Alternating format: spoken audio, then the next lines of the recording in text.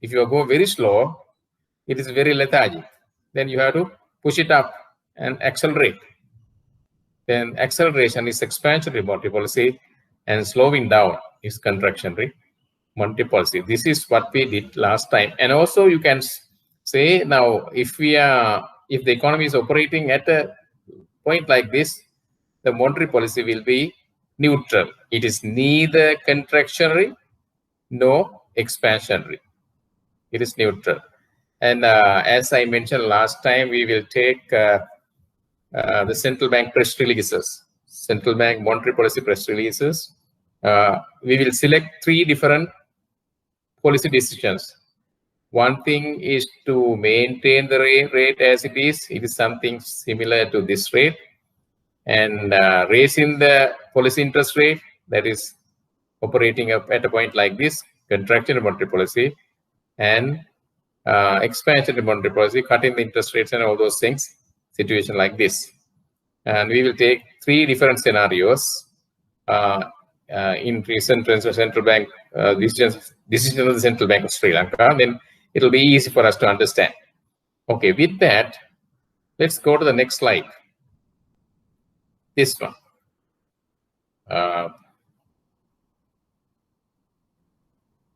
Okay, here what we are trying to do is to understand different monetary policy approaches, because monetary policy can be either expansionary or contractionary. There the target was the aggregate demand. If you want to push the aggregate demand towards, and that means slower the economy, that is contractionary monetary policy. If you want to push the aggregate demand, that is expansionary monetary policy. Then to do that, there can be many approaches. Mainly, there are 2 approaches. One is monetary targeting. Targeting inflation indirectly by influencing the level of liquidity. The other one is inflation targeting. Now, this is monetary targeting.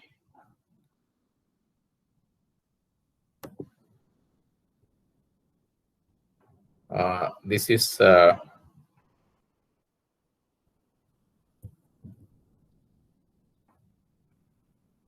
one approach, monetary targeting. The other one is inflation targeting. There are 2 approaches. Yeah, we have monetary targeting and inflation. These are the 2 approaches. We are going to discuss these things in detail. Again, we have to be very clear. Monetary policy can be expansionary, contractionary, or neutral. And to implement that monetary policy, you can use either monetary targeting approach or inflation targeting approach. These are the approaches. Those are the nature. And objective is price stability. And there were long-term objectives also we discussed.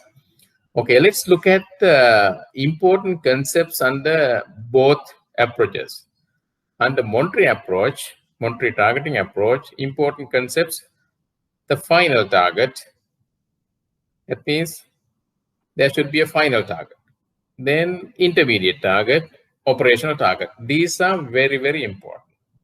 We have an operational target, intermediate target, final target. I would like to use an example in this case. Suppose that we are having a ceiling fan. What is the purpose of operating the ceiling fan? Even you can apply this to an AC. What is the purpose of, what is the final target? Final target is to get the room cool, right? Then what is the intermediate target? For us to get the room cool or hot, whatever, you have to use the machine. That is, if it is a fan, we have to use the fan. If it is a AC unit, intermediate target. Are we going to operate the fan or AC unit by hand? No, we have the regulator. So regulator has the buttons, or you can rotate it. So then you operate. This is like the operator. then this is like the fan. If you use the remote controller to increase the speed of the machine, that is fan or the AC,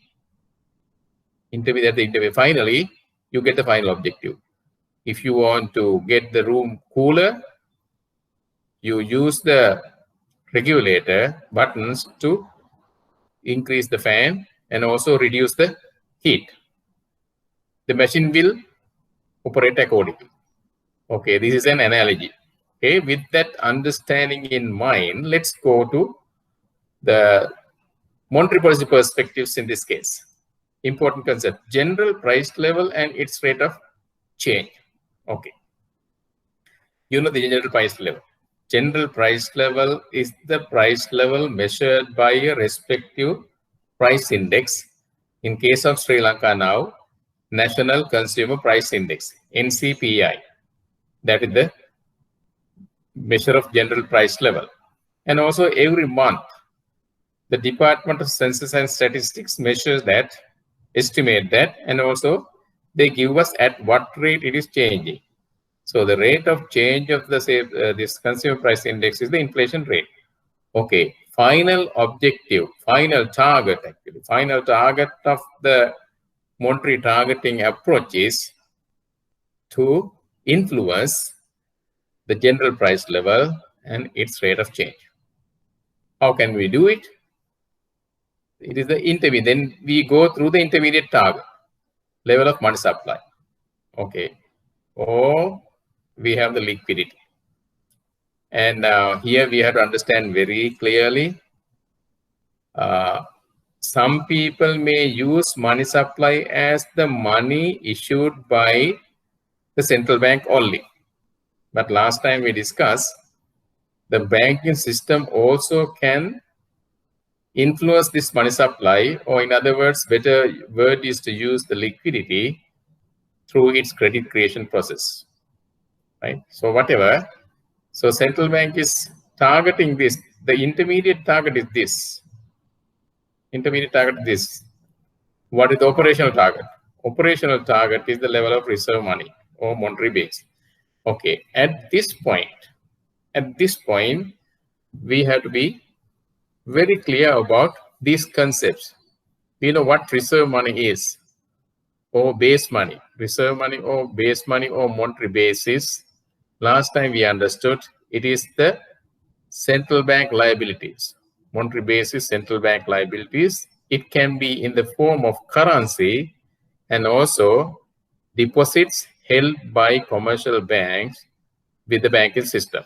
Those are the, that is, if I go by the symbol CP and RR, required reserves. And what is the money supply? Money supply is, it can be M1 or M2 or M2B or M3. Usually in case of Sri Lanka, they use M2B, level of money supply. Then we change the reserve money, or we change the monetary base, expecting money supply also to change.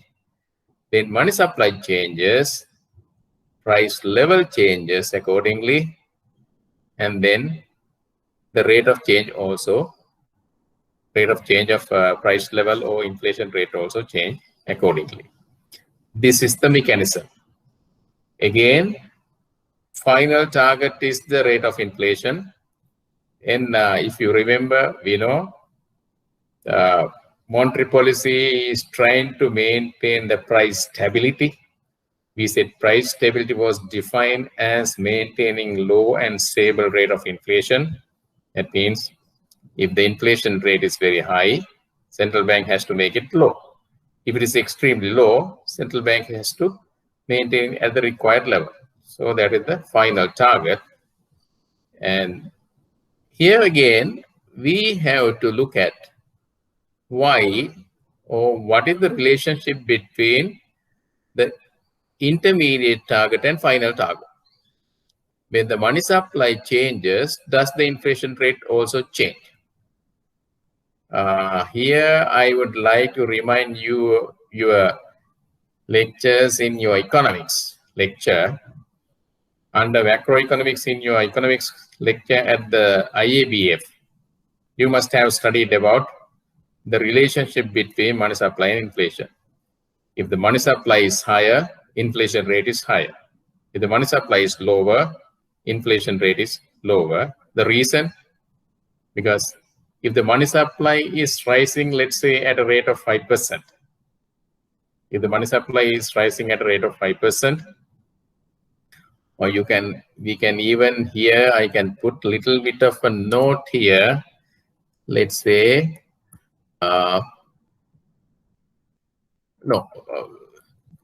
okay, change in money supply, let's say 10%. 10%. It is 10%.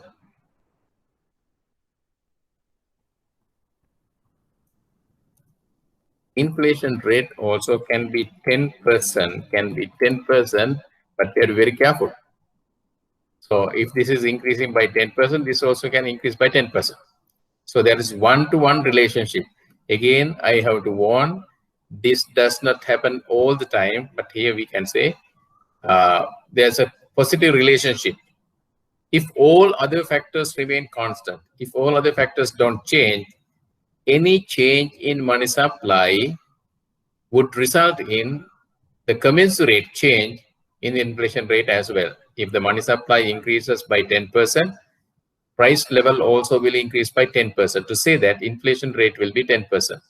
If money supply goes down by 5%, prices also will go down by 5%.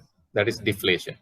So there is close relationship between the two, but we have to remember it does not happen all the time, because 10% is one-to-one relationship. It may not happen. But here what we have to understand is, if the money supply increases, inflation rate is also likely to rise unless, this is important, unless there is commensurate increase in the availability of goods and services at the same rate. For example, let's say money supply increases by 5%. Real growth is also 5%. Then demand for goods and services have increased by 5%, because when the money supply increases, people tend to demand more goods and services. So from the real sector, output also has increased by 5%. So there is no pressure. There is no pressure on the market, or there is no excess demand. Then inflation rate is 0, because prices will not change. But if the money supply increases by 10%, when the output increases by only 5%, there's a gap between money supply 10% and output increase by 5%. Then there's excess demand in the market that pushes the prices up. Then here, now we can understand there is close association between the price level or the inflation rate. They both are the same. The price level is the level, inflation rate is the rate at which it changes. If the prices are rising by 5%, inflation rate is 5%. Okay, then there's close association between price level and the money supply.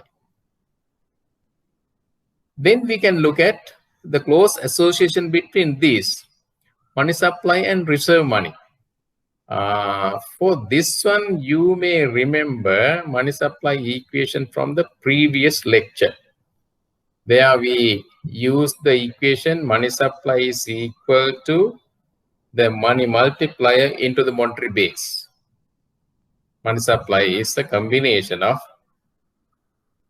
money multiplier and monetary base. I invite you to go back to your slides after this lecture, and also I have given you the note. Look at this. If money multiplier remain constant, any increase in monetary base will result in increase in money supply, because money supply is the combination of money multiplier and monetary base. Let's say money multiplier is 2, monetary base is 5, then money supply is 10. Then if money multiplier remain the same at 2%, if you increase monetary base by 5 rupees, money supply increased by 10 rupees.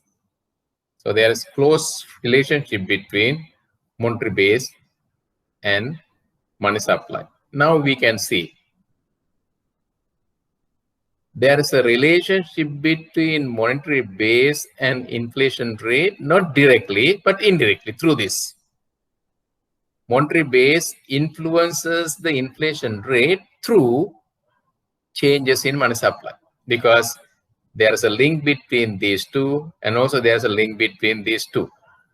As we said, when you turn the regulator, and the fan will turn faster, when you turn the regulator on the clockwise this way, fan will move faster and you get more air coming in.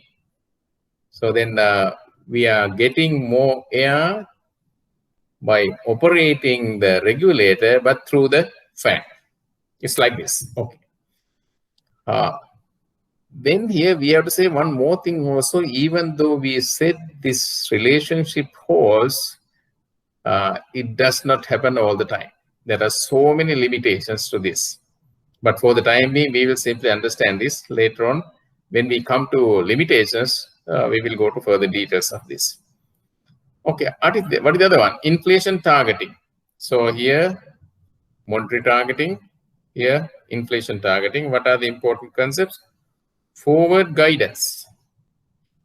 Oh, this is a little bit on technical side. Forward guidance. Last time also we discussed central bank. When central bank conduct monetary policy through inflation targeting, what the central bank does is central bank announces to the market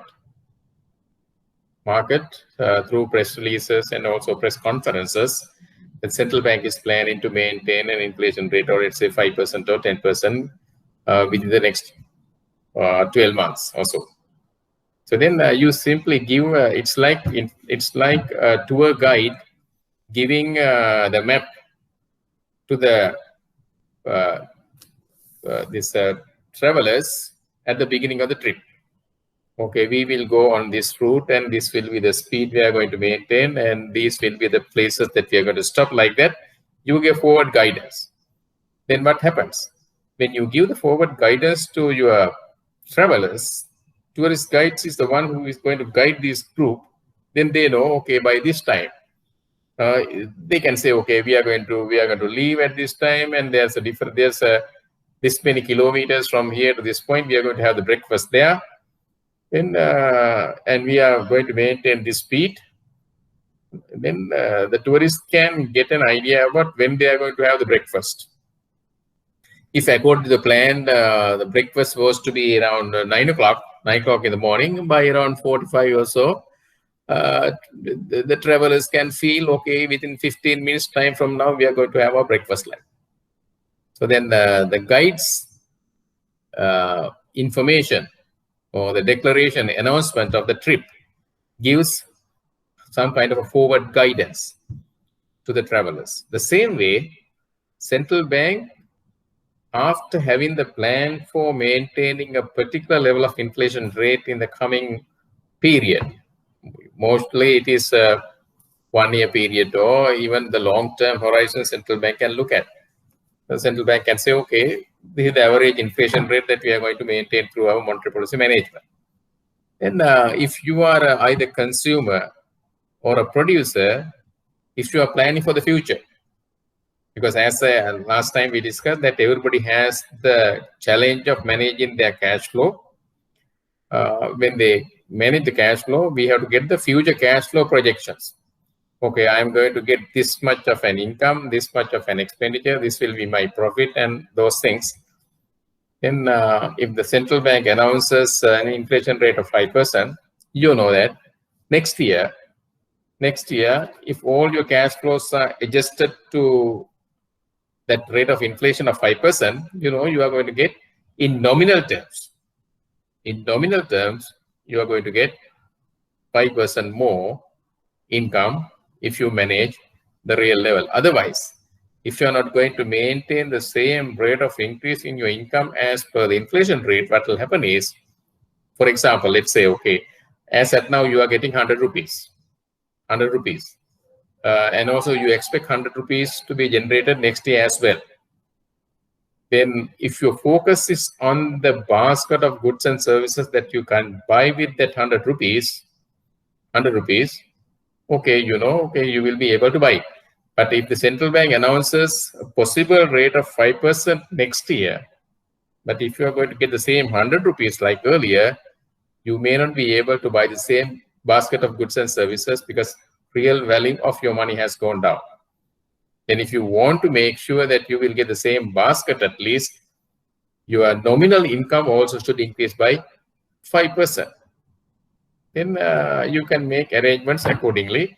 That's why the central bank is giving forward guidance for people to manage their cash flow in the future. Either you are a consumer or a producer or investor, whoever. For example, since most of you are from banks, if a person is saving his money in an account, if that person's only income is interest income, if the inflation rate is 5%, he has to make sure his rate of return in terms of real interest rate is going to go down. Then you have to negotiate with the bank or any other party who you are going to deal with, that you need an adjusted interest rate. That is, your interest rate should be adjusted for inflation. The next year, in nominal terms, interest rate should be a little higher than what it is now. It's something like that. That is what forward guidance means. Then there is one concept that we are going to use in this concept in this inflation targeting framework. The other one is inflation gap. Inflation gap, output gap. So there are two gaps. There are two gaps central bank considers when it implement the monetary policy under inflation targeting. Those gaps we'll discuss in detail. Then the target rate of inflation. Target rate of inflation. That means central bank is trying to maintain a particular rate of inflation in the future. Remember again, you know that repetition is always, they say, repetition is the mother of learning. Remember we said price stability is maintaining a low and stable rate of inflation. If central bank target a particular rate, that is the rate central bank is trying to maintain under its price stability objective. This can be 5%, this can be 2%. In most of the central banks in the world, advanced economies, their target is 2%. In case of Sri Lanka, over the last many years, Central Bank of Sri Lanka has been targeting to achieve mid-single digit. Mid-single digit means around 4.5%. That is around 5%. Single digit means 0 to 9. Half of that. Mid-single means half of that. It was around 4.5%. In other words, we can say the Central Bank of Sri Lanka was targeting to achieve an inflation rate of, not to achieve and maintain an inflation rate of 5%. This is the projected inflation rate. Okay, once you target 5%, the projection can be either more than 5% or less than 5%. Projections are coming from the developments in the economy. This is your target. This is what you want to achieve. For example, let's say, okay, if you target, okay, I'm going to save 500,000 rupees next year by end of, okay, it is too much, no? A longer period. Let's say now we are in August. Suppose that you are planning to save 500,000 rupees by end of December. You plan for that. Okay, your target is to save 500,000 rupees by the end of December, by 31st of December. But you can project your cash flow. And you can say, okay, I'm going to get this much from my salary. And these are the other income sources, and I'll get this much. And these will be my expenses, day-to-day expenses and other expenses. And sometimes there can be unexpected expenses.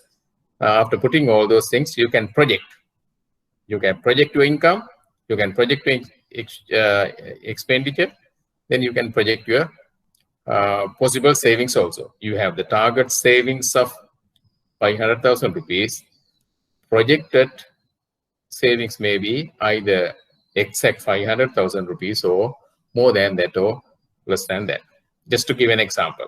The same way that we plan like that, central bank also have a target and also a projection. What is the purpose of projecting? Because the projections are based on the data that you have about the developments up to now, what is happening now, and also possible changes to come in the future. After incorporating all those things, you can say, okay, my projected rate is this much. Then it gives a guidance as to whether you will be able to achieve the target or fail to achieve the target. Then we have potential level of output. Potential level of output, projected level of output. Same thing. Here, target inflation rate. Here we have the projected rate of inflation, projected level of output. Now I have a question for you. Here we put target rate of inflation. Why haven't the central bank put here target level of output? Why potential level of output? Sometimes, okay, somebody can ask a question. Okay, when it comes to inflation, central bank target the inflation rate. Target inflation rate is the benchmark. But when it comes to output, potential output level is the benchmark. Why doesn't the central bank target the output level as well? Any particular reason? Okay, we have a clear reason. We know that central bank can influence the inflation rate by focusing on the aggregate demand, because the central bank monetary policy is demand management policy. But here, whether it is potential or projected level of output, it is coming from the supply side. Central bank has no control whatsoever directly on the level of output. That's why potential means we are hacking. We hacking means there can be so many other factors beyond the control of the central bank that can contribute to a particular level of output. Therefore, it is a potential output level. But since the central bank can influence the inflation rate, central bank can target. Okay. Let's go back to our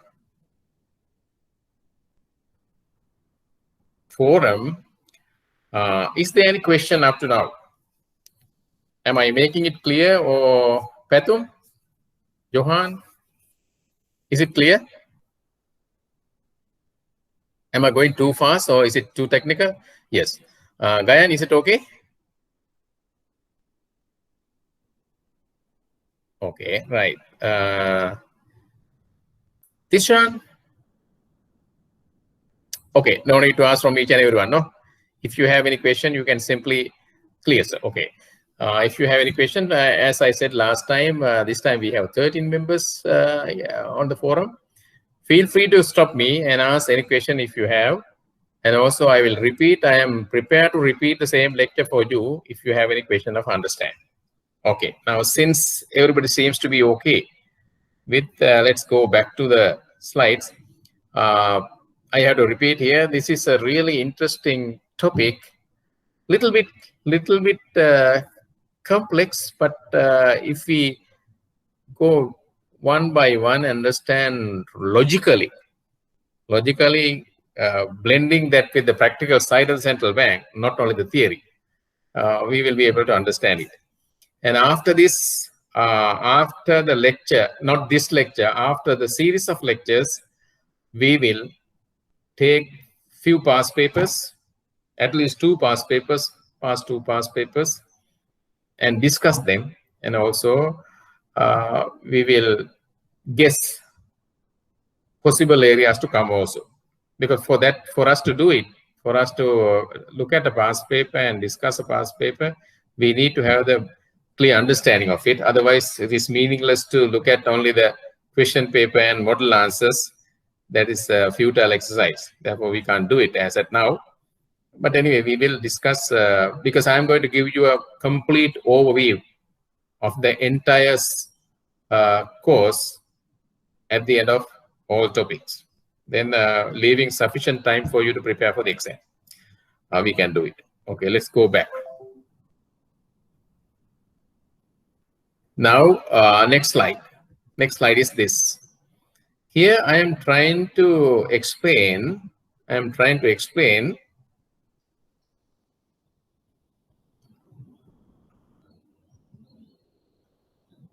Impact of change in money supply on interest rate. Remember, we said we are going to change the money supply because central banks intermediate target was money supply. Final target was inflation rate. And let me take you back to the previous slide. This one. We saw that. We saw by pushing the aggregate demand either towards this side or toward this side is with expansion of monetary policy and contraction of monetary. Central bank is trying to influence the inflation rate. Of course, output changes accordingly. And also, let's go to this. Remember this.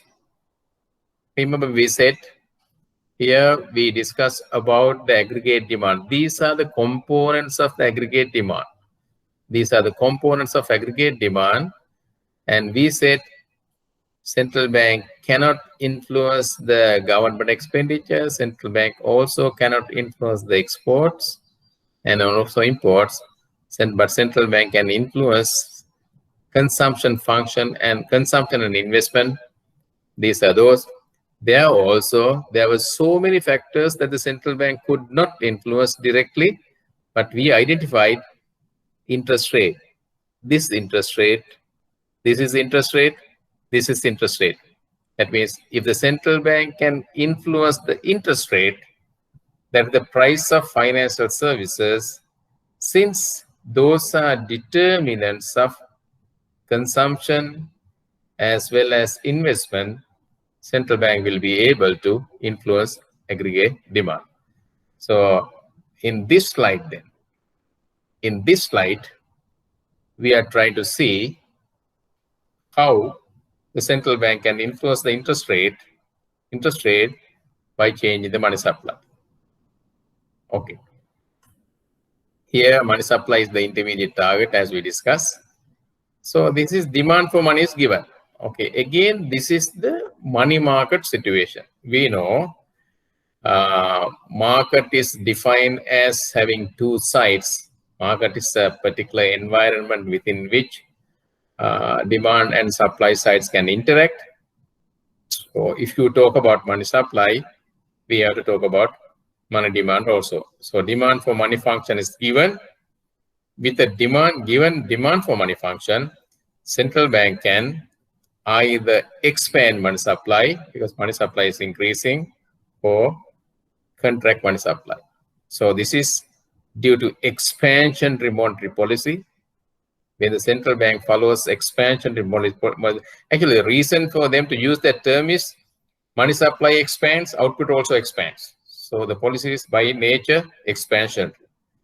And also it can contract the money supply. Again, the same way that we discussed in the last class, in the last slide, of course, this is the benchmark. I did not label all this because if we are going to label all this, it will be messy. But just to mention about the equilibrium point, I put as 0. Okay, 0 is no change at all. Here also, no change. So we have this point as the benchmark point with this level of money supply. And with this rate of interest rate, the money market is at equilibrium. We know the equilibrium is defined as the point where the demand is equal to supply. So this is the level, this is the level, this is the price. This is the level, This is the price. So this is the money market equilibrium. Now you may have a little bit of a question now, because under normal circumstances, you may have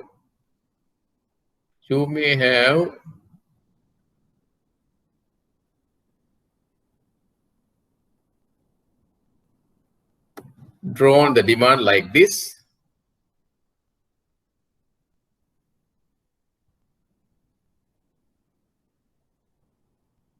Supply like this. So demand curve is downward sloping, supply curve is upward sloping. Then if we are simply looking at the demand and supply side to say that we are dealing with an equilibrium point, you may ask the question, why are we using a vertical supply curve rather than using upward sloping supply curve? Okay, there's a reason for that. There's a reason for that. Why? Because for central bank to decide the money supply, central bank does not look at the market interest rate, any particular interest rate. Of course, due to central bank actions, central market interest rate changes. Now, the supply curve is upward sloping according to the law of supply, because suppliers are willing to supply more at higher prices if other factors remain constant. But here, objective is not that. Objective is to influence this. Irrespective of whatever the interest rates, central bank can decide either to expand money supply or cut money supply, or either to follow a expansionary monetary policy or contractionary monetary policy. That's why. Okay, now we'll see what happens. If this is the benchmark point with this level of money supply available in the economy, market interest rate is going to be I0. Okay, now central bank increase money supply. What will happen? Increase in money supply will result in increase in the liquidity in the market. When the market is liquid, when the market has more money, what will happen?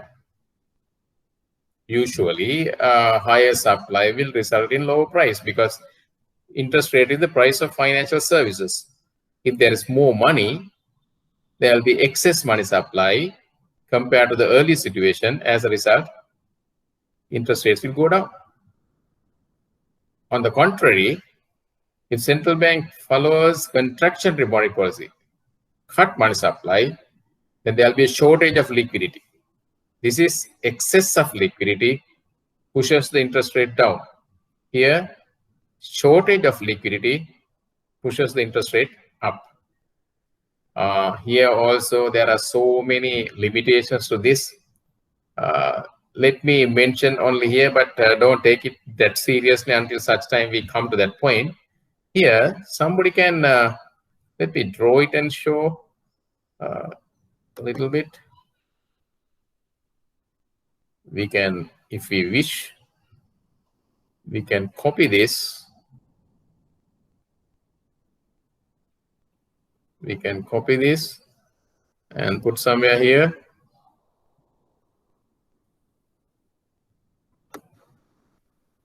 Okay, suppose this. What happens? What happens? When the money supply, increases, if the demand did not change, price will go down. But if demand for money also is going to change, rather than the interest rate going down, interest rate will go up. Therefore, at this point we assume demand for money function remain the same. Then we have to qualify our statement.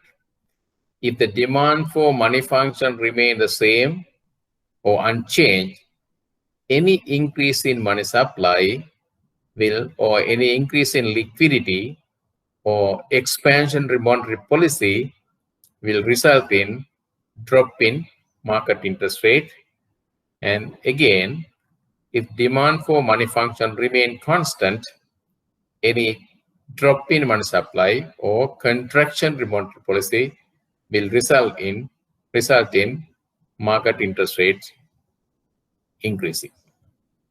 You can see that. Higher the money supply, lower the interest rate. Lower the money supply, higher the interest rate. There's a negative relationship between money supply and the market interest rate. Now let's go back. There is positive relationship between monetary base and money supply. Money supply, because monetary base was the operating target, money supply was the intermediate target.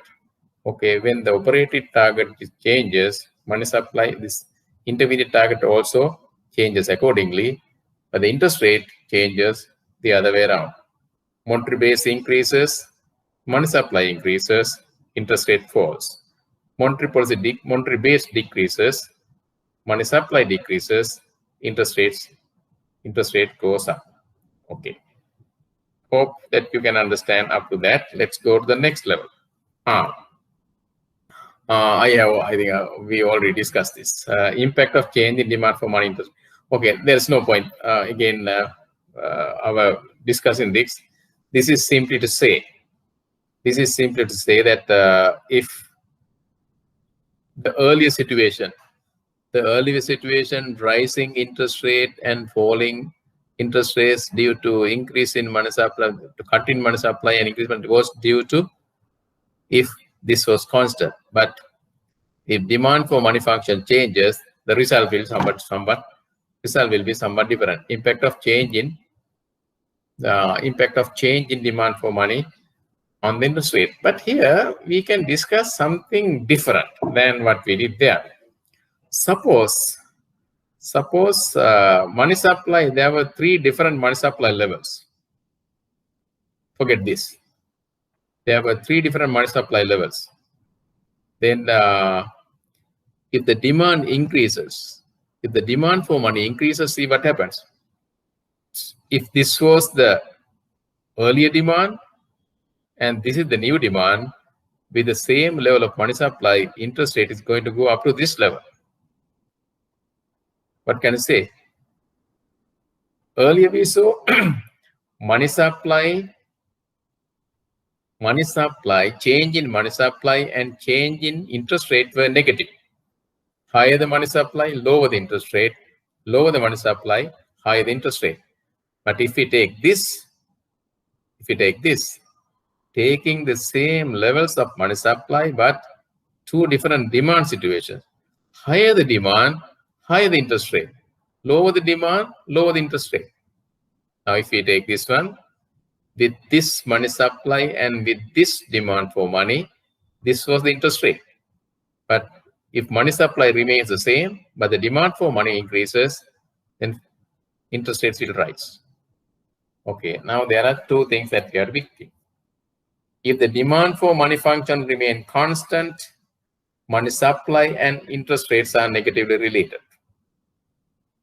If money supply remain constant, demand for money and interest rates are positively related. Understand that.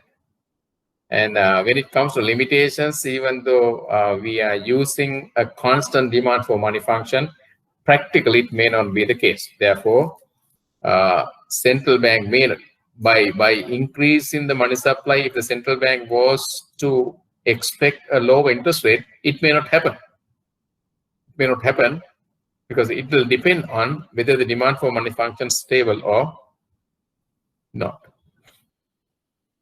Okay, that is up to this point, it is monetary targeting. In the monetary targeting, this is what we are going to do. Then we can understand. Again, we can go a little bit back to this. By changing the interest rate, because we know higher the interest rate, lower will be the consumption. Higher the interest rate, lower will the investment also. Because now, if the interest rate is high, if the interest rate rises, what will happen? if a person is saving, higher interest rate for savers is a reward. When the reward is rising, people tend to save more. If their income remains the same, when they save more, they consume less. That is one way. Somebody can ask, okay, some people may live on credit. Yes, we can understand. If a person is using a credit card to buy his requirements on regular basis, if the interest rate rises, interest on credit also will rise. That is, cost of consumption will increase. As a result, also that person may cut his consumption level. So if the interest rate, if he is a saver, higher interest rate will make him feel saving more. That means he consumes less. If he is borrowing and consuming, higher interest rate means higher cost of borrowing. Again, he will cut consumption. Consumption will go down. Then interest rate and consumption are negatively related. Higher the interest rate, lower the consumption. Here also, interest rate for the investment perspectives is the cost of funds. When the cost of funds rises, naturally, if other factors remain constant, the investment goes down. So then we can understand higher interest rate related to both the consumption and investment discourage consumption. Since consumption and investment are two components of aggregate demand, when they go down, aggregate demand also will go down. When the aggregate demand goes down, something like this happens. So aggregate demand goes down. That is due to contraction of monetary policy. When the central bank cut money supply, interest rate rise, consumption and investment becomes more expensive, then aggregate demand goes down, aggregate demand curve shift to the left, then inflation rate goes to a lower level. That is the relationship.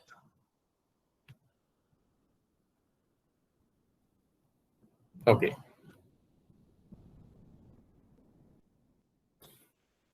Okay, now let's go to this. This is little bit, I can't say complicated, but it is interesting. Here, they don't talk about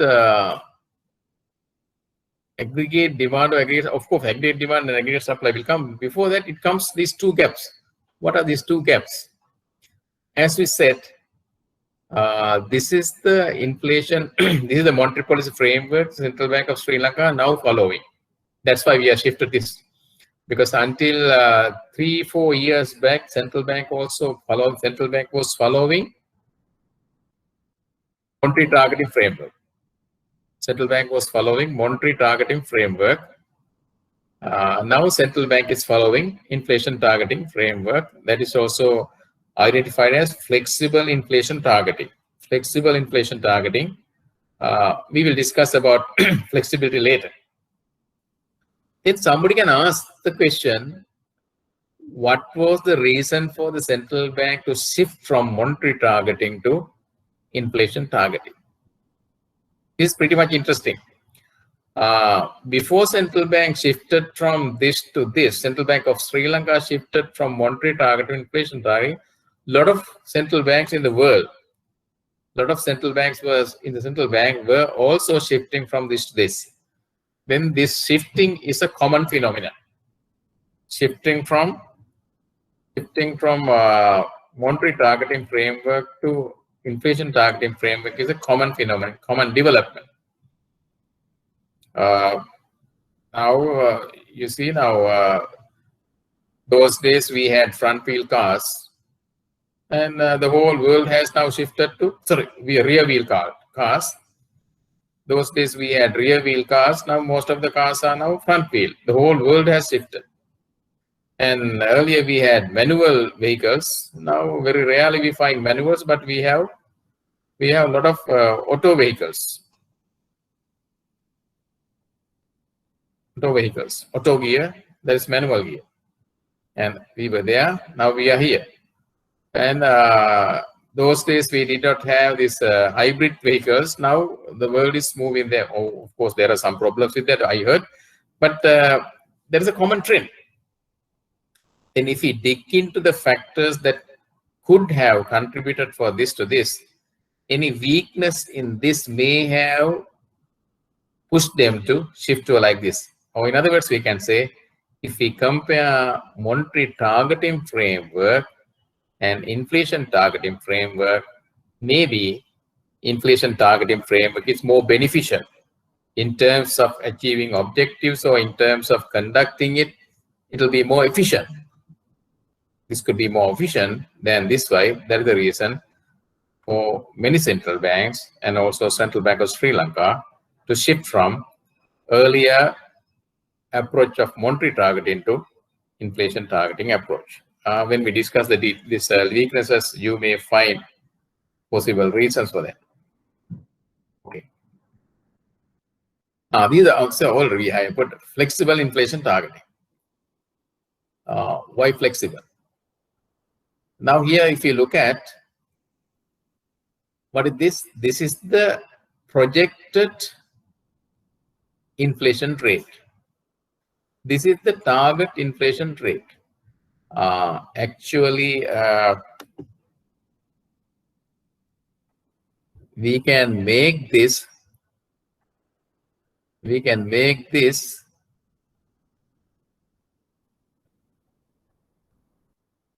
P plus 1.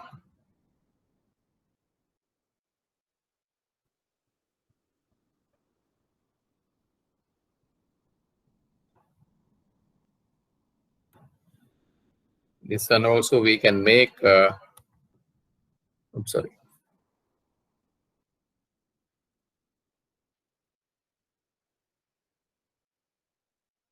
P plus 1 to say what? Usually in financial language, T is the current period, T minus 1 is the previous period, T plus 1 is the future period. Because if it is a projection, it should be in the future. But there was a reason for me to use this T, because this equation this is not my equation. This is an equation I have copied from textbooks. If current inflation rate reflects the possible future inflation rate, even for the T plus 1, we can use T. That was the reason. But anyway, we will leave it as it is. You also can correct it. So this is the possible inflation rate to come. Let's say this is 5%. This is the target inflation rate. If central bank, now let's make it 10%. Let's apply it more to Sri Lanka situation, because Sri Lankan central bank is trying to maintain single-digit inflation rate, mid-single digit, that is 5%. If the projected inflation rate is 5%, so there's a gap of 5%. If the actual inflation rate was 5%, target inflation rate also was 5%, so this part becomes 0. 5 minus 5 is 0. 0 into alpha is again 0. This part will be 0 to say that there is no inflation gap. Okay. This one, this is output gap. This is potential output. What is the potential output? Again, I would like to invite you to remember your lecture notes in economics. You may have discussed about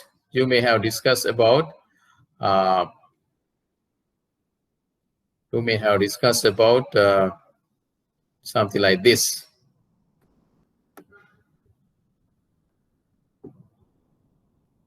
Something like this.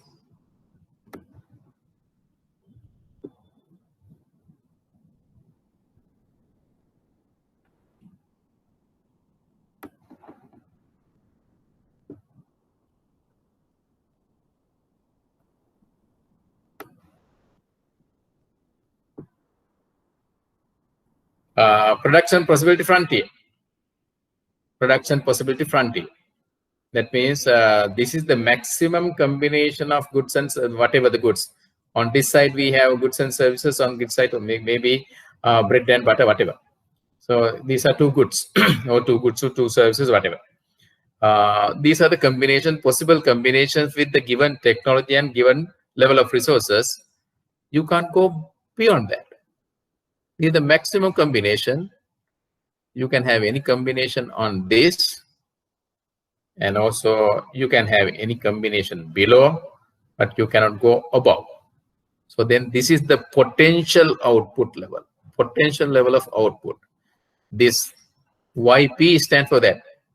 According to the available level of resources and also the technology and their productivity, is the potential output level for the entire economy. So that is that.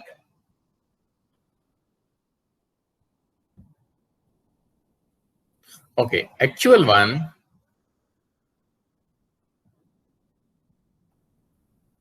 Let's say this is 1 billion or 10 billion. Potential output level is 10 billion. Maybe economy is operating maybe at level of 8 billion. So this is 8, this is 10. Then gap is minus. This is really important these days because we know due to Corona, this COVID-19 pandemic, a lot of economic activities were disturbed, both in Sri Lanka and also in the world. The global economy is expected to shrink by around 3 to 4%. US economy is going to shrink by more than that. Sri Lanka also, they are expecting negative growth rate. Negative growth rate is what?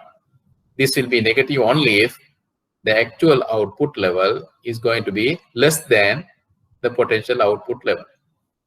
So there is a negative output level, negative gap. Here there was no gap.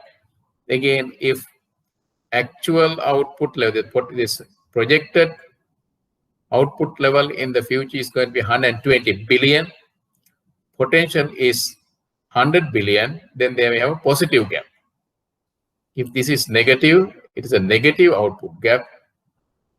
If this is positive or negative, negative or positive inflation gap. If the projected rate is equal to the target, no inflation gap. If the actual output level is equal to the potential output level, that means operating on the production possibility frontier, there's no output gap. In that case, whatever the interest rate that the central bank is maintaining, that should be related to the real rate of inflation, so the real rate of interest and also tolerable rate of inflation. This also can be the same, tolerable rate of inflation. In that case, there is no need to change the policy interest rate. Here, let's look at IPT, policy interest rate. Policy interest rate. This one also we have to clarify. When it comes to interest rate, again, you may have studied these things under this first survey of financial systems. So financial systems, we have market interest rates and policy interest rates. Policy interest rates are set by the central bank. They are set by the central bank. Now, if you don't get confused, let's go to this. What is this? Central bank change the money supply and let the interest rate to be decided. Here, central bank change this. This is the market interest rate. And let the market interest rate to change according to the prevailing demand conditions. So here, central bank change the money supply. Market interest rate is indirect. It is not the policy interest rate, it is the market interest rate. But here, it is the policy interest rate. Central bank directly decide whether to increase policy interest rate or cut policy interest rates. What are the policy interest rate? I am not going. I thought to touch this in detail, but again, it will be a repetition of what you have done in your economics class, and also a survey of financial systems. You may have by now discussed about the interest rate corridor maintained by the central bank.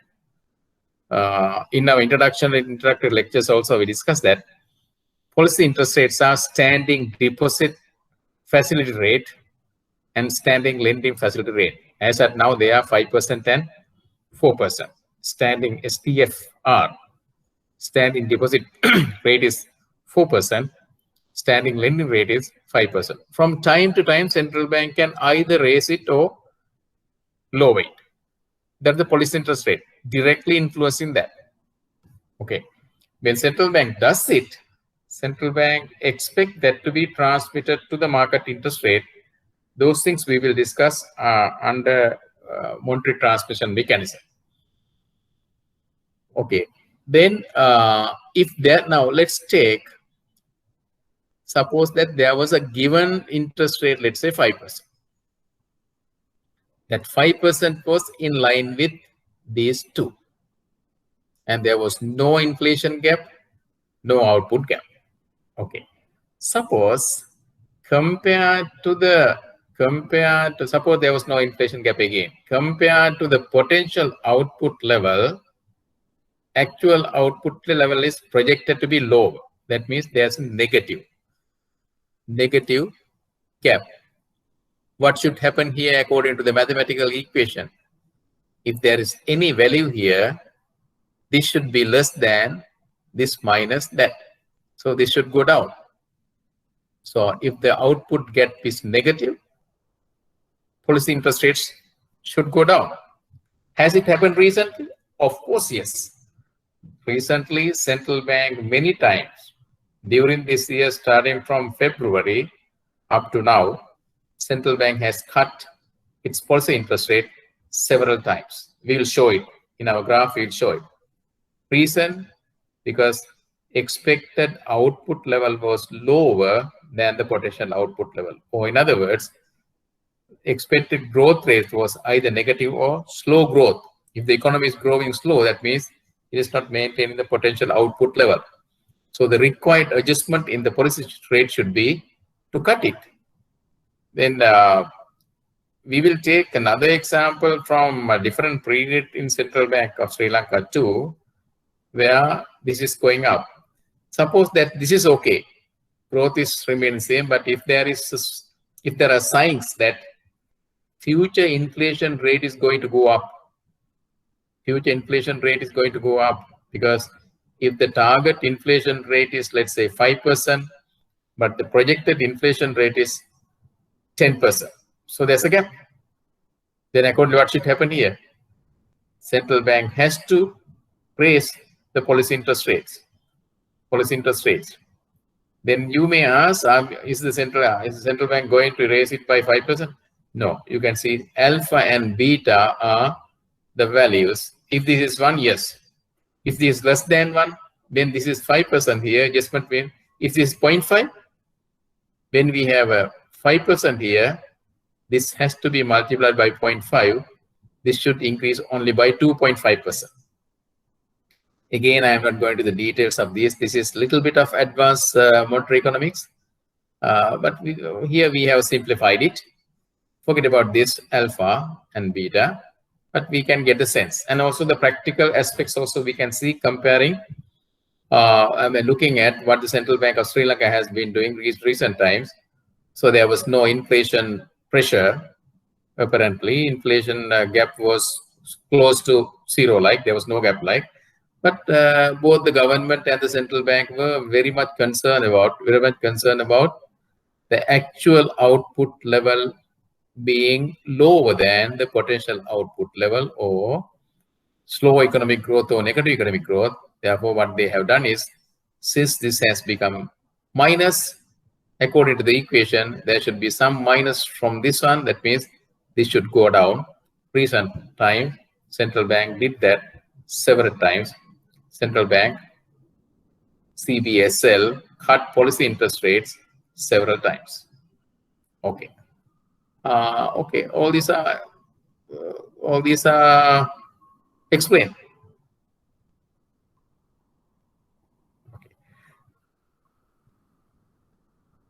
Okay. Okay. This is also now. This is not difficult. Actually, it's simple.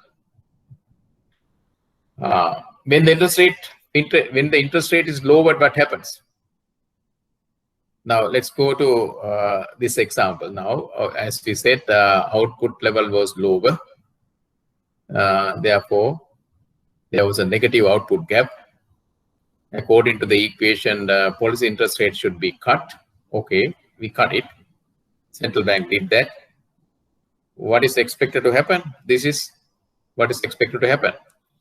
Then, if this line represents the potential output level, right? This is the short-term potential output level. This is the short-term aggregate demand.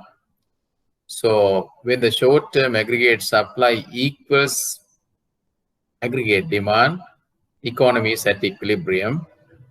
At that equilibrium, inflation rate is at the target rate.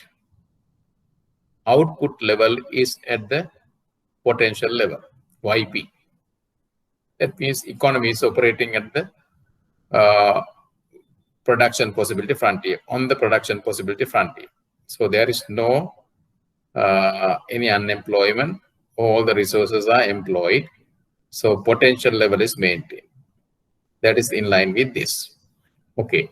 Now we saw due to COVID pandemic, aggregate demand has dropped significantly, and both domestic demand and foreign demand has dropped. Therefore, factories are operating less, unemployment has gone up, people are not traveling, people are not dining outside, people are not playing, people are not going to fitting centers, people are not going to barber saloons. That is, aggregate demand has gone down. Aggregate demand has gone down. And the output is lower than the potential. There's no inflation pressure. Inflation rate is also lower than the target inflation rate. And when the central bank cut policy interest rate, like this. When central bank cut policy interest rate, market interest rates are also expected to go down. Market interest rates are also expected to go down. Then consumption and investment will increase. Aggregate demand will increase.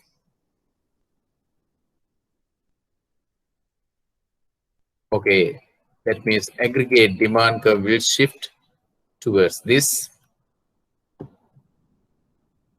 Shift towards this.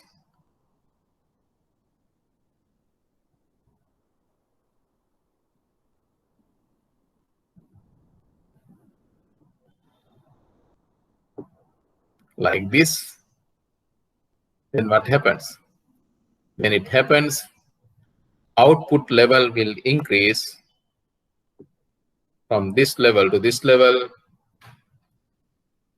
Inflation rate also will increase accordingly. This is what will happen.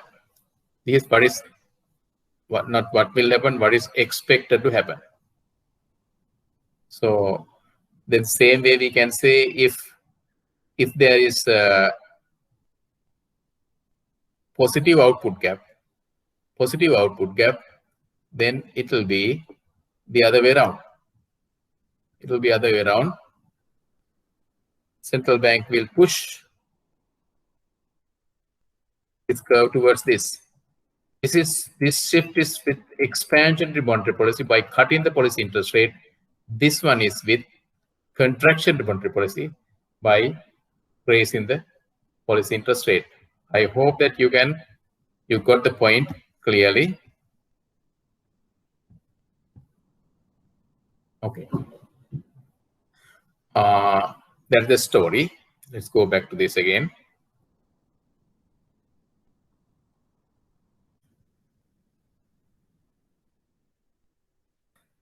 Okay, now this is another way of understanding what we did.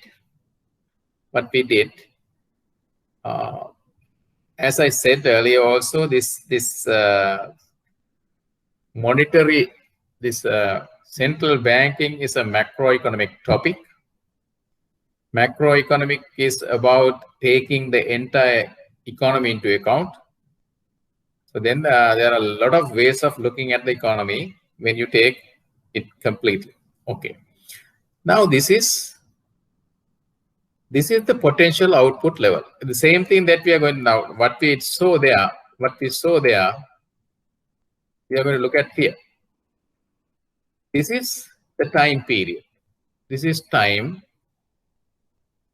This is the output level. This line says, see, over time it is growing.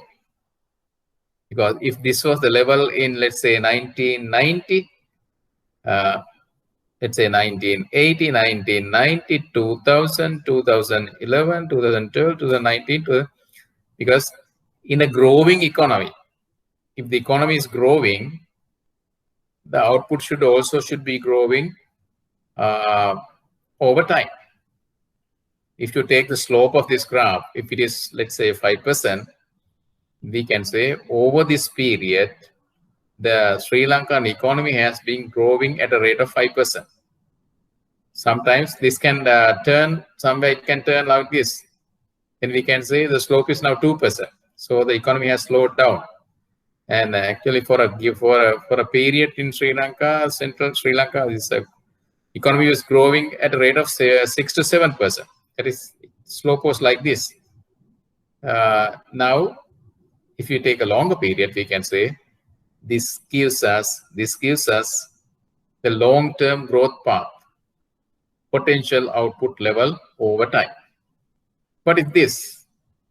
This is actual situation. Sometimes economy can be operating above the potential for a shorter period, again below. This is actual. This is how it behaves. This is called business cycle actually. It's called business cycle. Over time, any economy can be identified as moving with a cycle like this, even though it has a long-term growth path like this. Now take our own life. If we have been fairly healthy over a given period now, all our participants may be in their 20s, I guess, early and late 20s maybe, then you have been fairly healthy. So that means you have been growing comfortably, but that doesn't mean that every time you are healthy. Sometimes you may have grown a little bit, gaining weight and losing weight, and becoming overjoyed, and sometimes suffering mentally and physically. So it can go like that. But on average, we are okay. Economy also can, now this is the economic health. Over time, economy is growing. Sometimes it can have a better environment.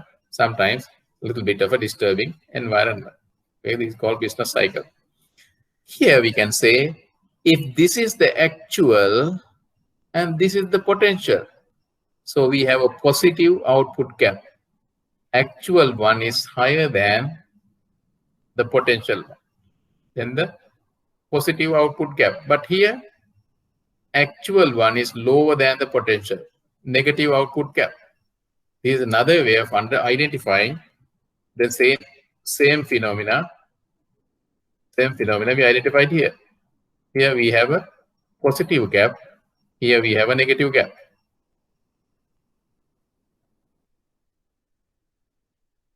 Okay, what about inflation? Okay, inflation rate. This is the target inflation rate. This is the target inflation rate. Maybe in case of Sri Lanka, 5%. In most of the countries, including Japan, China, this US, and many advanced economies, they are portrayed this target inflation rate is 2%. They are trying to reach 2%. So that's the target rate. But in certain periods, actual one can be higher. Then we have a inflation gap, positive inflation gap. And sometimes we can have a negative inflation gap. But interesting thing is this. But again, we have to say this is not always. Commonly, it has been identified when the economy is having a positive output gap, it is also likely to have a positive inflation gap. When the economy is having negative output gap, it is also likely to have negative inflation gap, right? But there can be some different situation also, what is called stagflation. There are some concepts called stagflation and all that, but here we are not going to discuss those things. That is the out of focus of this syllabus. But it is interesting. If you are interested in studying a little bit more, you can go into those also. Now I want to go back to our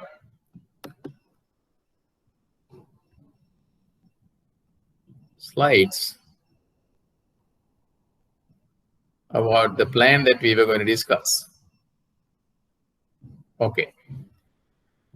Definition of monetary policy we did, objectives, yes, scope of the, and the monetary policy instruments. What are the monetary policy instruments?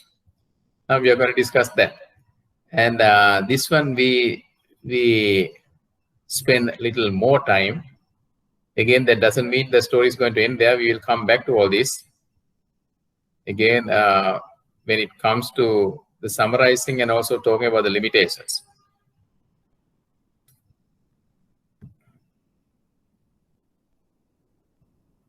I think already you know these things. Actually, these are discussed at the advanced level, and also you may have discussed those things at your IAB, okay, the IABF econ under syllabus, and also you may have discussed it under survey of financial. Then there are certain overlappings are there. I understand. Okay, what are the instruments? Monetary policy instruments. Basically, there are two: quantitative, qualitative. Quantitative means you can measure them. Qualitative means you cannot measure, but you can assess them by looking at the latest developments, other developments like. We'll discuss those things. Okay, quantitative, what is the focus? Monetary base or money multiplier. Either monetary base or money multiplier. Remember, we said either you are going to influence the money supply directly or indirectly. Inflation directly or inflation indirectly. Monetary targeting framework was focusing on approach was to change the money supply by focusing on the monetary base or money multiplier. What are the instruments? Again, I want to remind you to go back to your future slides. Remember, we had under the, I'm sorry, I couldn't bring it here, but we can remember. Strategic reserve ratio. Monetary base. Monetary base, we understand monetary base is by changing the currency held by public and also reserves held by banking system with the central bank. That was the monetary base. Money multiplier. Money multiplier had two components. That is currency deposit ratio, and the other one was reserve ratio. This is the strategic reserve ratio. Central bank can use, you can change the monetary base or change the money multiplier. These are the instruments. This is the nature, whether the nature is quantitative or qualitative. This is the focus. Are we going to focus on the monetary base or focus on money multiplier or overall operation of the banking system? That is qualitative. Then there are two instruments. There are two instruments the central bank can use to enforce monetary base: open market operations, OMO, and the policy interest rates. And the other one is money multiplier. Strategic reserve ratio is going to influence the money multiplier. We know money multiplier is equal to, if you remember, money multiplier is equal to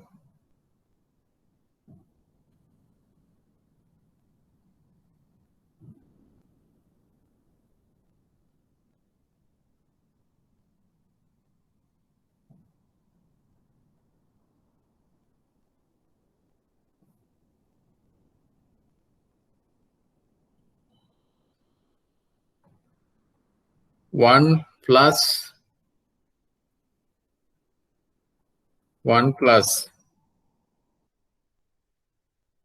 C over C plus R. This is in simple form. This is currency deposit ratio. This is again the currency deposit ratio. This is the statutory reserve ratio. Now this is the statutory reserve ratio. This is in the denominator. If the numerator is given, then any increase in this one will make the overall value to go down. That is, if the reserve ratio is increased, money multiplier will go down. If the reserve ratio is lowered, money multiplier will go up. When the money multiplier goes out with a given monetary base, money supply will increase. If the reserve ratio is increased, money multiplier will go down. With the given monetary base, money supply will go down. Hope you can understand. Okay.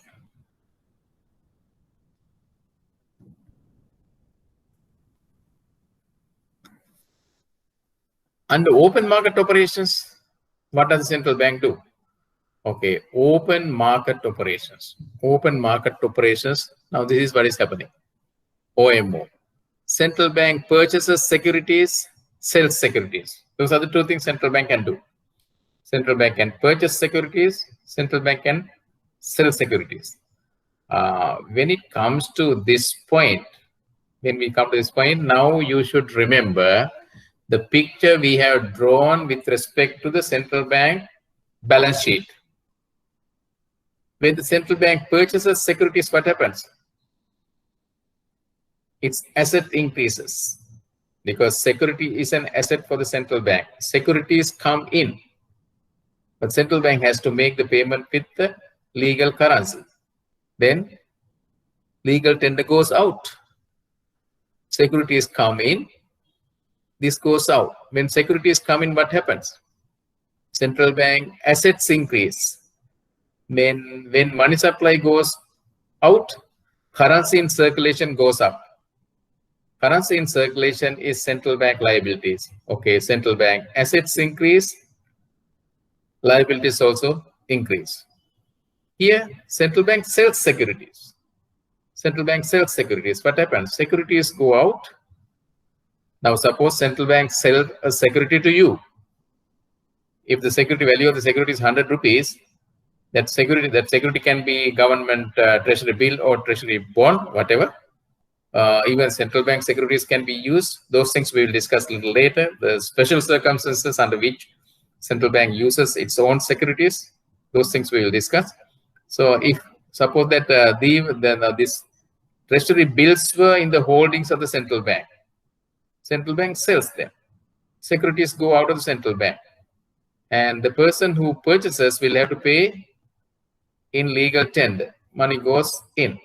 So when the securities go out, central bank holdings of assets go down. When money comes into the central bank, currency in circulation goes down. Then both assets and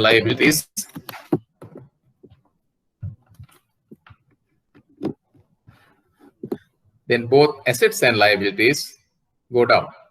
So this side is related to the purchases of securities. Assets go up, liabilities also go up. See, assets and liabilities rise. Here, central bank sells, both assets and liabilities go down. This is what happens when the central bank conduct open market operations. Legal tender, when the legal tender comes in, what happens? Whatever the money held by public, that is currency held by public, and also certain deposit the commercial banking system is maintaining with the central bank also will go down. That means what? Monetary base will go down. Monetary base will go down. If the money multiplier is given, money supply will go down. Now, the same way that we remember when you studied your economics, when you were talking about the law of demand or law of supply, you may have assumed when all other factors of demand remain constant, price and quantity are negatively related. When all other factors of supply are constant, price and supply are positively related. That's how you develop the theory, law of law. In same way here, if we are going to talk about the impact of monetary base on money supply, we assume money multiplier to remain constant. When we are going to talk about the impact of money multiplier on money supply, we assume monetary base to be constant. But remember, practically, those are not going to remain constant. Those are ever changing. That's why sometimes expected results are not delivered through the monetary policy actions. Those things we will discuss under limitations. I hope it is clear now. Okay, under quantitative monetary policy, focus is, there are two focuses, that is either monetary base or money multiplier. Then to influence the monetary base, central bank can use open market operations. To money multiplier, central bank can use static reserve ratio. Then you may have a question. What about interest rate, policy interest rates? Okay, this is again related. This is again related to the interest rate corridor. I want you to be very carefully listen to me. Remember,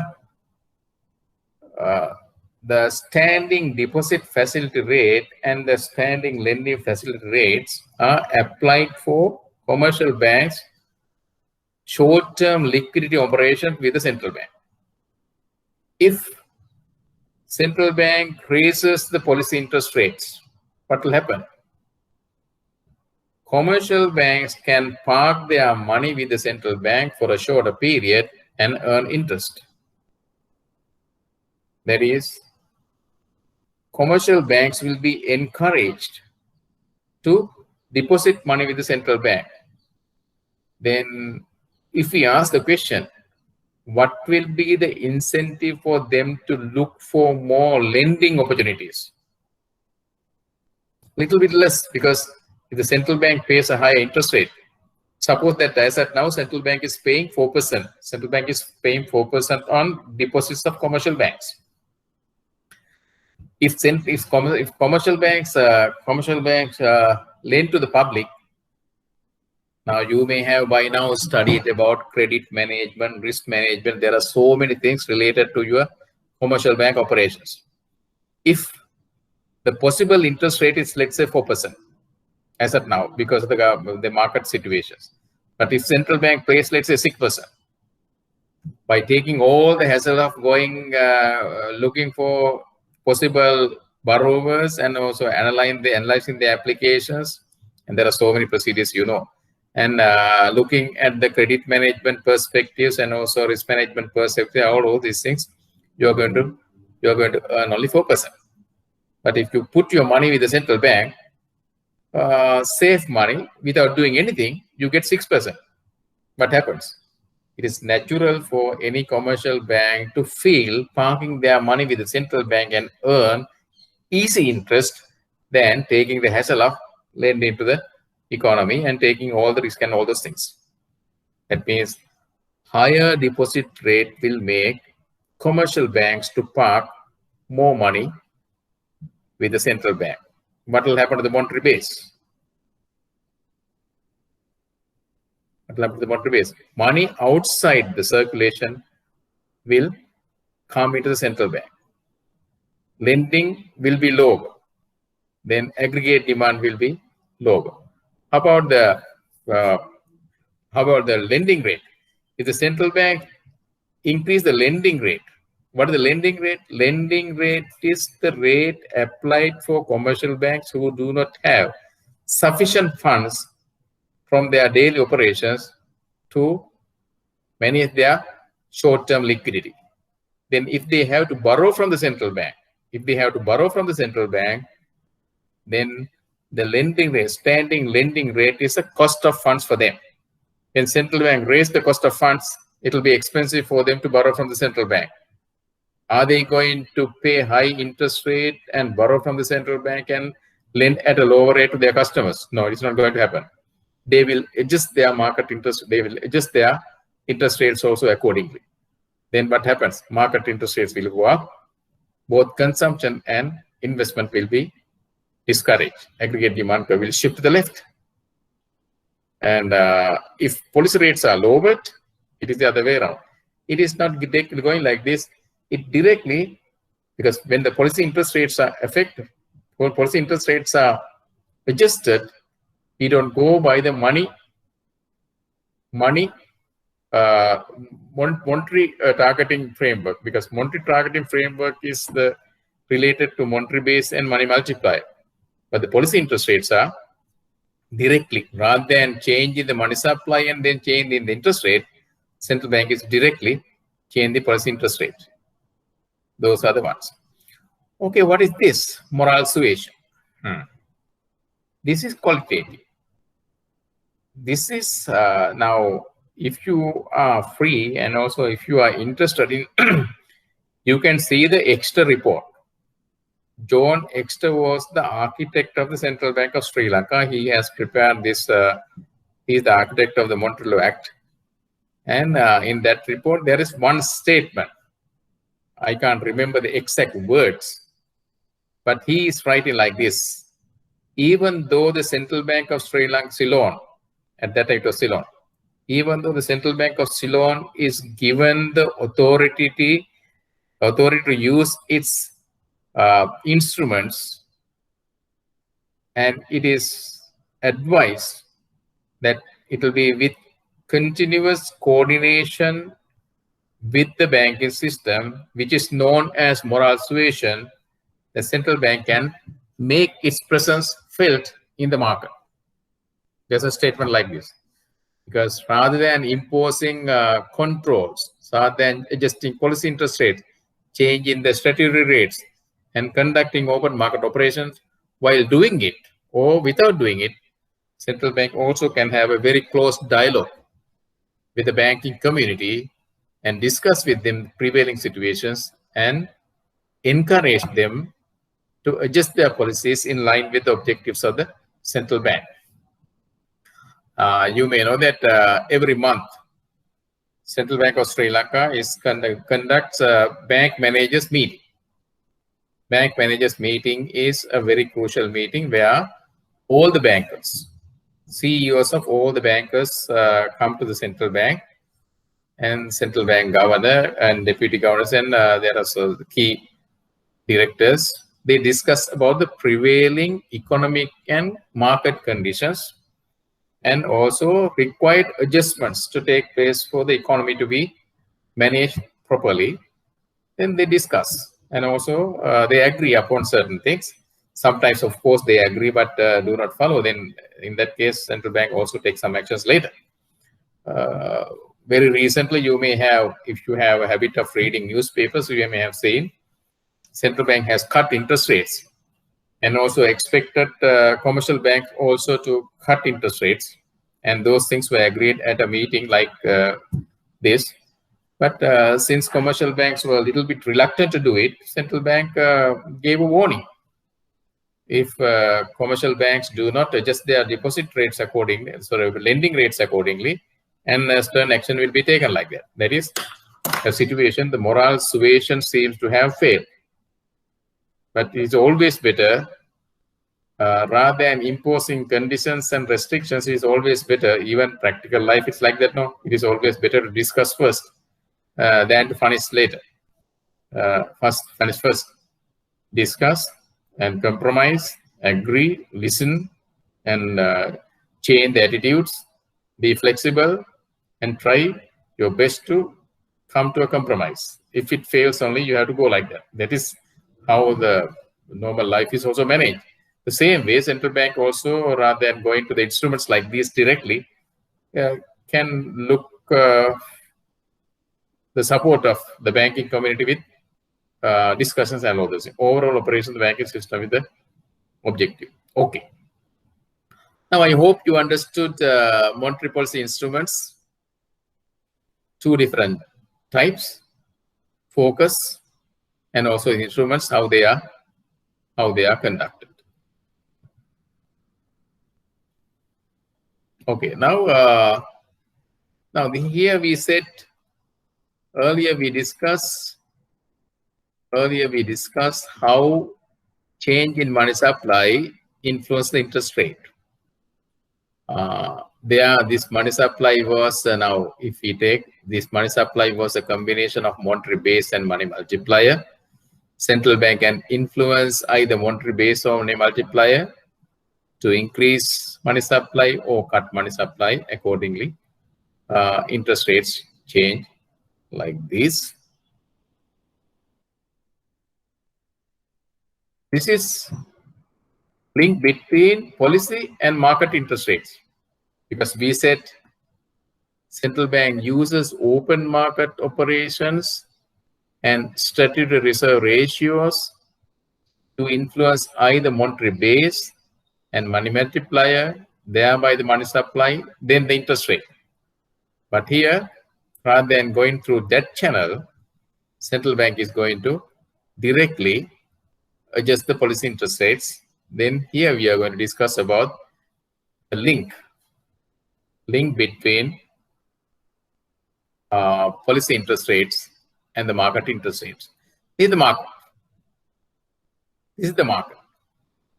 Money market, too. This is I put liquidity market because the funds traded here are extremely liquid. This is the most liquid market because the duration is overnight, very short term, highly liquid. Assets are traded here. So this is the demand and supply. So you can see, if we take this as the benchmark demand and supply, this is the interest rate. When the supply remains like this, if the demand shifts like this, interest rate can shift like this, it can go very high, because there will be excess shortage. Because if the supply is this, when the demand goes at this rate, if the supply is this much, if the demand increases up to this level, there will be a liquidity shortage of this much. So what will happen? Interest rates shoot up to this level. This is the other way around. If this is the benchmark, when the demand remains same, if supply increases significantly, then at this rate, there will be excess supply. Earlier, this was excess demand, resulting in higher market interest rate. Here, excess supply, interest rates will crash to this level. Then if we take this movement going from here and then coming down here, this was the one. It went up significantly, went down significantly also. What is that? So this line is in line with that. Highly volatile. So you can see interest rate is highly volatile. If there is significant expansion in demand, liquidity shortage will make the rate go up significantly. If there is a significant increase in the liquidity glut or the excess liquidity make interest rates to crash like this. So if the market is going to swing in between these situations frequently, we can observe market interest rates also moving in a highly volatile pattern like this. Here we have to take one point again from previous lectures. We remember price stability, focus on three different prices. We said this is a repetition of the same thing that we did earlier. The central bank can focus on prices of goods and services, prices of financial services, that is this. This is the interest rate. The central bank focuses on price stability. Central bank has to focus on interest rates as well. So if this interest rate is moving in a pattern like this, central bank can take actions to stabilize it. Right here, a significant gap, but here Now these are the rates as at now. Now I think it is 4 and still go low down. Now the latest rates were I think 4.5, 5.5. Yeah. Okay. Now the standing lending facility rate is 5.5. Deposit factor is 4.5. So volatility is only 1%. Okay. Now let's look at now what is the purpose of maintaining this interest rate corridor? This is the corridor. This is the corridor.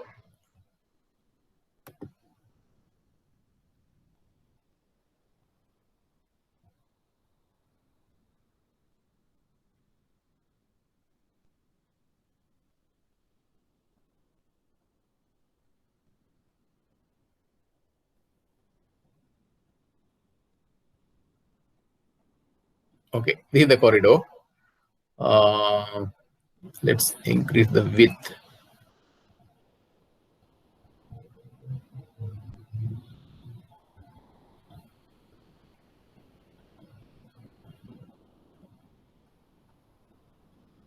Okay, this is the corridor.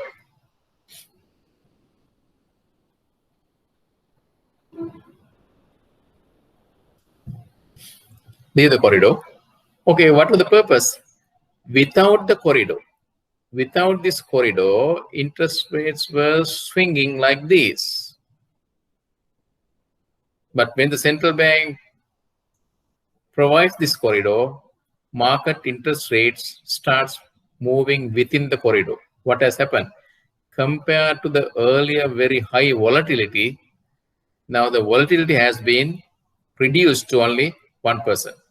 So it can go up and down only 1%, but here it can be extremely high volatility. Clean. Okay. Let's look at what the Central Bank of Sri Lanka have been doing over the last recent months. Now, these are the standing deposit facility and lending rates in the near future. 2020 March, this was 7.5%. This was 6.5%. Then March again, they have cut down it by 25 basis points. Again in April, then how much? 25 basis points. Then May, 50 basis points. This is 100 basis points. What has happened?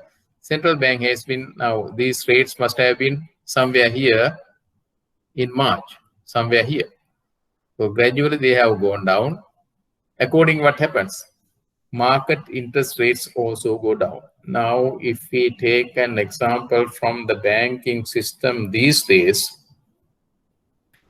the 10.5% paid on senior citizens fixed deposits was 10.5%. Now they have gone down to around 7%. What has happened? When the policy, all other interest rates also have gone down. So when the policy interest rates are down lowered like this in a shorter period at many brackets, they have gone down gradually. Market interest rates also go down. When the market interest rates go down, consumption investment picks up, aggregate demand shifts the right, then the economy will recover. Then now this is applied to actually these developments in interest rate policy of the central bank in recent times are directly associated with COVID-19 pandemic. Now these are the lowest available now. This is adjusting the policy interest rates. What is this? This is SRR. And central bank also has cut statutory reserve ratio. This is the rate prevailed in 2019. And in March 2020, central bank has reduced it from 5% to 4%, 5% to 4% by 100 basis points. And in June, that is 2 months back, central bank has cut that down to 2%. What has happened? If this is the case, we know that when the statutory reserve ratio is lowered, money multiplier increases. Money multiplier increases. Then central bank also can purchase assets. Recently, central bank did that. And there were so many discussions in the newspapers also. Central bank is lending to the government and government is printing money. When they say government is printing money, that means central bank is lending to the government. When central bank lend to the government, what does happen? Money goes out, central bank assets increase, central bank liabilities increase, monetary base increase. So policy interest rates have been expansionary. Interest rates have been cut continuously. And static reserve ratio also has encouraged increase in money multiplier. Central bank acquiring assets by lending to the government also is expansionary because central bank has released more money to the system. This is the bank rate. Bank rate is the rate at which any commercial banks having problems can borrow from the central bank. This is called bank rate or the penal rate. That also central bank has cut. Before April 2020, it was 15%. After April, is 10% now. That is all these in summary are signs of central banks following expansionary monetary policy. Whether we take the policy interest rates, the decisions related to the money multiplier, or decisions related to the monetary base and special rate of bank rate, all are expansionary monetary policies. That means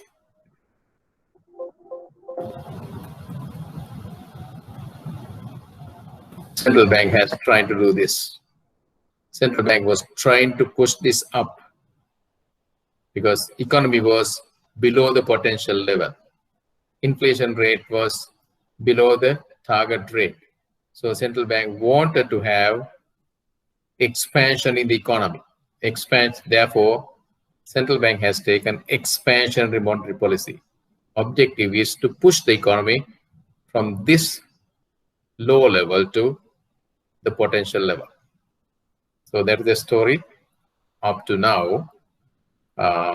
Let's check how many slides do we have to then the monetary transmission mechanism. Monetary transmission mechanism is a little bit more technical. Therefore, I am not going to touch this today. Apparently, the time is also over. Okay, now we have around 4 minutes. For any questions you have. Okay, let's open the forum for you to discuss, ask any questions. Any questions? Sachinta? Nalaya? Pallikoda? Gayumi? Amanda? Tishan? Is everybody okay? Have everyone understood clearly? Yes. This is as I said, the core of the central banking and also core of the monetary policy. This is a little bit of a highly technical side, but that we need. Okay. Well, but I have to give you an advice. The advice is this. This stuff will always help you as a banker, because you know that commercial banks or finance companies or in the financial market, share market, bond market, all those people are looking at what actions would the central bank take. Reason? Because whatever action central bank take with respect to expansion in monetary policy or contraction in monetary policy or to maintain the policy as it is, they will have significant impact on market. Banks will have an impact, even the general public, even though the general public in this country is not aware of to what extent central bank can influence them, indirectly, not immediately, but after some time, they are going to feel it. Now, these days, there's a big issue in newspapers also. It has been discussed, I saw several times. The pensioners who have been living on interest income. Now, because of the crash in the, I would like to use the word crash in interest rates. Because of the crash in interest rates, their income has gone down significantly. What is the reason? It was the commercial banks are lowering the rate. The reason was central bank to cut policy interest rate. When the central bank cut policy interest rate, they were transmitted to lower interest rates in the banking system. And in other financial instruments, returns on other financial instruments also have gone down accordingly. So then, if people were depending on one or two income source directly related to the market interest rates, they are going to suffer. And another thing will happen. If you are in the real estate. Now the funds have become cheaper. And also the reward for savings in the banking deposits are also lower. If you are a real financial analyst, if you are a real practical banker, you might expect little bit increase in demand for real estate. Demand for land and housing and all those things will go up. As a result, housing prices can go up, land prices can go up. But hold on, you may start saying inside, no, it won't happen. Yes, I understand. Because if all other factors remain constant, when the interest rates are crashing like this, the funds will shift from the banking system to the real estate in the form of two ways. One is people who have saved in financial assets will transform those money into real assets. And people who want to borrow, people who do not have money but want to invest, will borrow from banking system and will invest in real estate. As a result, there will be significant increase in demand for real assets, especially in the form of land and housing. Those prices will go up. What I'm trying to say is this: irrespective of whether you are a pensioner, you are a consumer, you are an investor, you are a real estate business, whatever, then or banker or the finance company person, the central bank decisions matter very much to your day-to-day livelihood. Therefore, we have to understand this mechanism, not by learning by heart, but trying to understand this. So that way, I propose you to have a habit of reading financial news every day. I'm not promoting any particular newspaper. Daily FT gives detailed information about the market developments, and other newspapers also have a section on finance. Then better read them. And you can always visit central bank website and see what they are proposing, what they are saying. And there are so many channels which gives financial analysis, but we have to be very careful. Sometimes people can write, just write, but this understanding, this knowledge that you have gathered from these lectures will help you to filter them. Different people can say different things. Read all of them, but filter them according to your understanding from this kind of lectures and all that, not only this one, from others also. Then you can be a really practical, effective banker. Okay, that's all for today. Next time we will discuss about the monetary transmission mechanism, and I am going to combine that with the recent actions taken by the central bank in detail, because now I want to show you the circumstances under which central bank has taken tight monetary policy. What were the factors central bank to do it? And certain times central bank has taken expansionary monetary policy, and certain times central bank has not changed the policy at all. So what were the factors, what were the reasons for central bank to behave in three different ways? Contractionary, those days. Then there was a lull period where the central bank maintained the same rates, but now these days central bank is following the expansionary monetary policy stance. And also we will have a look at about what other central banks are doing. What are the reasons like that? After that, again, we will visit all these topics, because in one shot, you can't have a complete understanding of this. From time to time, depending on the importance of that, I will raise possible areas for questions to come according to our understanding. then you will be comfortable in the exam also. Okay, then time to say goodbye. Tomorrow everybody has to go to work. Can't help. That is what happens when we study during this while working. We lose the opportunity of enjoying during weekends. That's natural.